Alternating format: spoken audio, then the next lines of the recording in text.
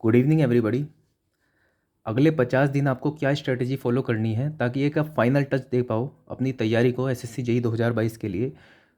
इसके ऊपर वीडियो रात 12 बजे आपको मिल जाएगी। ये सब एनालिसिस किया है मैंने अगले 50 दिन के लिए आपको क्या क्या स्केड्यूल देना है पढ़ने के लिए।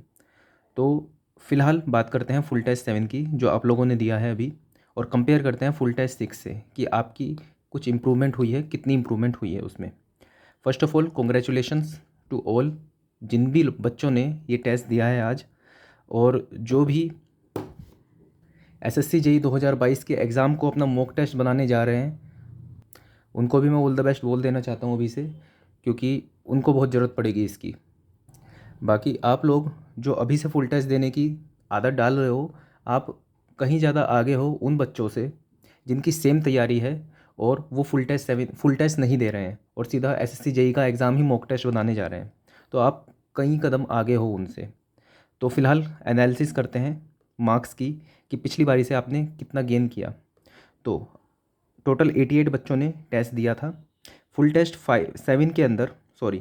6 के अंदर जो टोटल मार्क्स आए थे वो 9995 आए थे, लेकिन 100 समथिंग बच्चों ने टेस्ट दिया था ये। तो एवरेज जो मार्क्स बैठे थे वो 91.46 बैठे थे। इस बार थोड़ा इम्प्रूवमेंट हुआ है, मतलब आप ये मैच जीत चुके हो। आप ये मैच जीत चुके हो। इस बार आपका जो एवरेज आया है फुल टेस्ट 7 का वो है 91.97। कुछ पॉइंट से आप जीते हो, ज़्यादा खुश होने वाली बात नहीं है, काफ़ी कम मार्जिन ही है, क्योंकि एग्ज़ाम के भी 50 दिन रह गए हैं। ये आपको 110 तक लेके जाना है ये एवरेज मार्क्स, क्योंकि 120 से कम तो मानो ही मत कि सिलेक्शन होने वाला है। तो अभी बहुत मेहनत करनी है। इंडिविजुअली देखें तो रीजनिंग के अंदर 30, अगर फुल टेस्ट 5 की बात करें तो 32 था एवरेज। फुल टेस्ट 6 के अंदर ये 33.76 हुआ, और अभी फुल टेस्ट 7 में 34 हुआ है। मतलब आप जो डेली 1 घंटा पढ़ रहे हो रीजनिंग को, वो काम कर रहा है, और ये प्रैक्टिस का ही खेल होता है। आप ये चीज़ समझो कि रीजनिंग जो चैप्टर है, रीजनिंग जो सब्जेक्ट है, वो किसी भी एग्ज़ाम में, लगभग हर एक एग्ज़ाम में, ग्रुप डी ग्रुप सी जो भी एग्ज़ाम होता है लगभग रीजनिंग पूछा जाता है।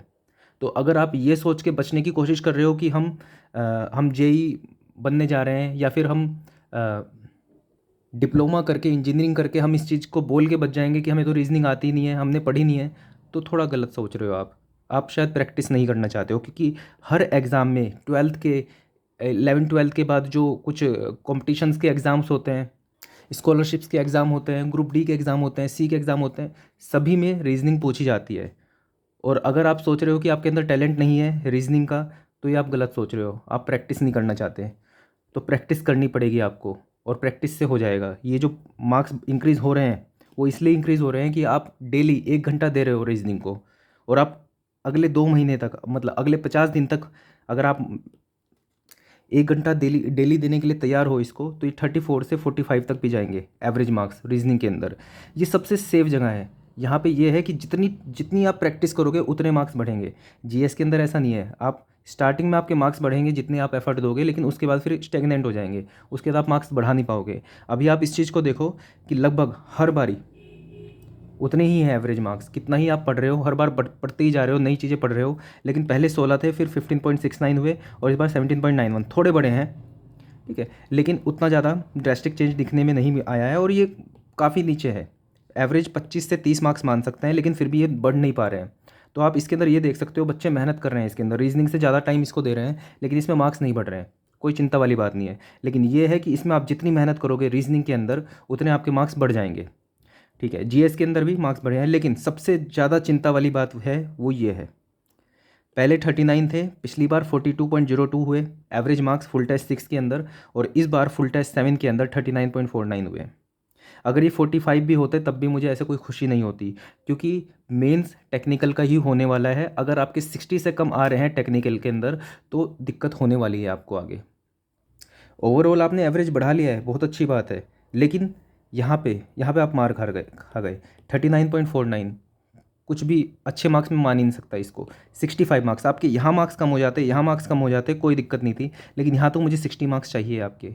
अगर यहाँ पे आप 60 सोच के भी नहीं चल पा रहे हो, आप सोच भी नहीं पा रहे हो 60 जितना, क्योंकि आपके 35-40 मार्क्स आ रहे हैं, तो मुश्किल हो सकती है आपको, और अगले 50 दिन में कवर हो सकती हैं चीज़ें। तो अब एक दूसरे क्वेश्चन पे आते हैं। अब अगला सवाल ये आता है कि आपको डिमोटिवेशन होने लगा है अब, क्योंकि आपके मार्क्स आ रहे हैं कम, माना।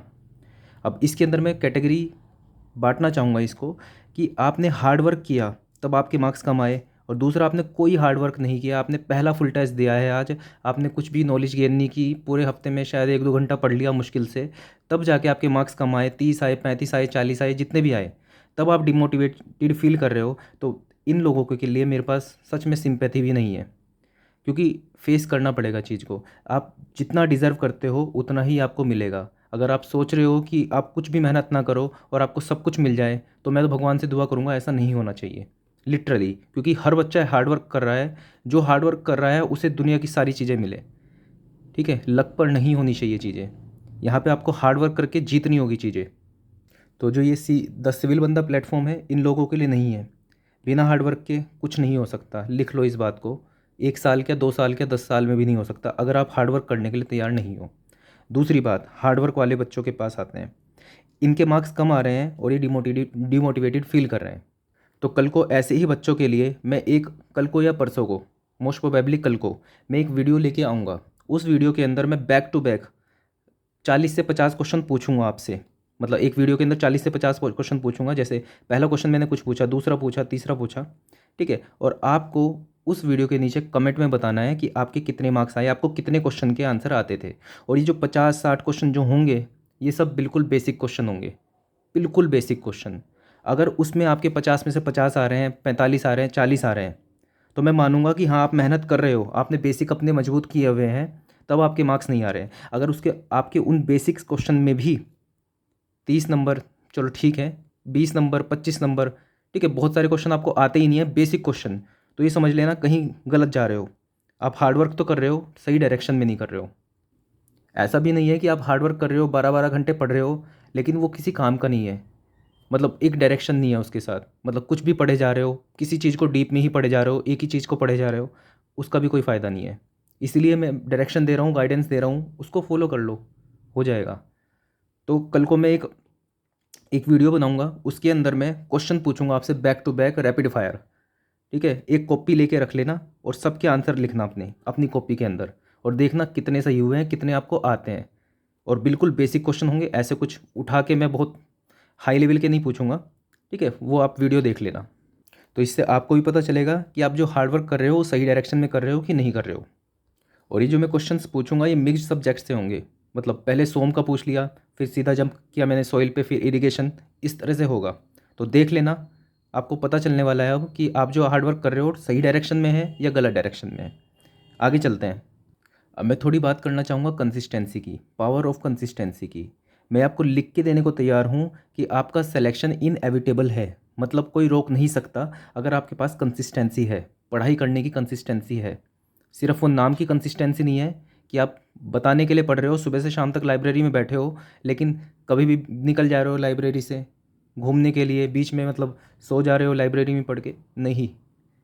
आपको पता होना चाहिए कि आप सुबह से लेकर शाम तक क्या पढ़ रहे हो, कॉन्शियसनेस होनी चाहिए आपके अंदर कि आज मैंने सुबह से शाम तक पढ़ के आ लिया, एक कौन सा नया कॉन्सेप्ट मैंने सीख लिया जो मुझे नहीं आता था।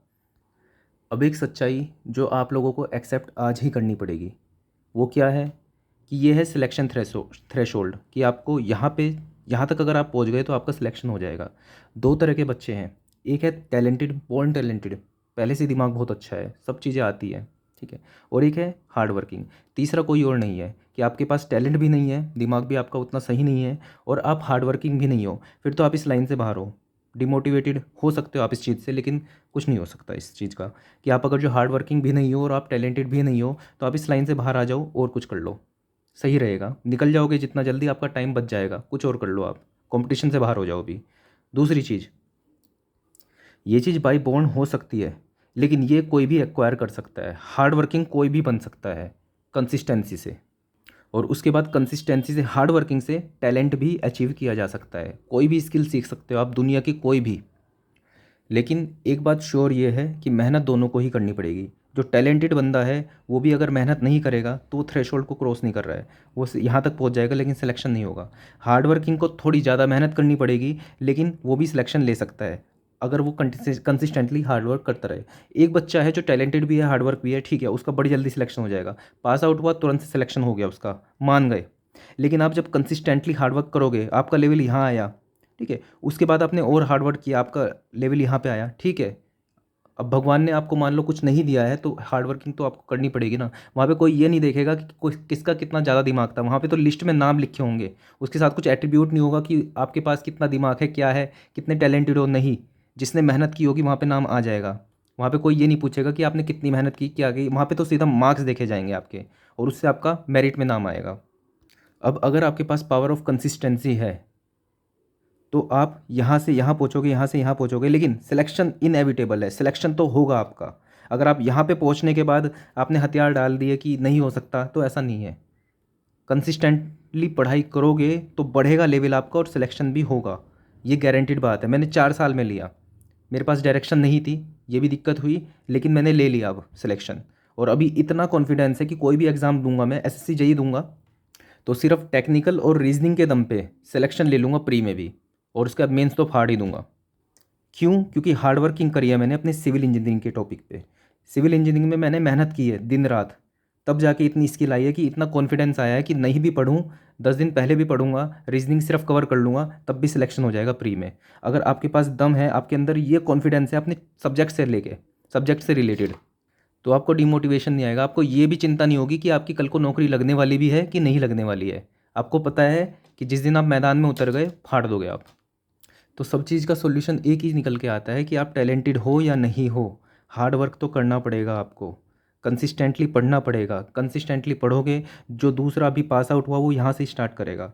आप अगर जो कंसिस्टेंटली पढ़ाई करते जाओगे तो यहाँ पहुँच जाओगे। जो पास आउट हुआ है अभी वो ज़्यादा मेहनत करेगा, वो यहाँ पे पहुँच जाएगा। लेकिन अल्टीमेटली टैलेंटेड है नहीं है, कंसिस्टेंटली पढ़ाई करनी पड़ेगी। अभी 50 दिन है आपके पास, मैं क्या कर सकता हूँ? मैं ये कर सकता हूँ कि आपको स्पून फीड करा के मैं सिर्फ वो टॉपिक बता दूँ जो सबसे ज़्यादा इंपॉर्टेंट है, जिससे आप लेवल क्लियर कर सको, प्री क्लियर कर सको। लेकिन पढ़ना तो आपको पड़ेगा ना, कंसिस्टेंसी तो आपको दिखानी पड़ेगी ना। आपको मैंने सब चीज़ स्पून फीड करा दी, आपको सब टॉपिक्स भी बता दिए, लेकिन आप उसको पढ़ ही नहीं रहे हो, तो फिर मेरी मेहनत का भी क्या फ़ायदा हुआ?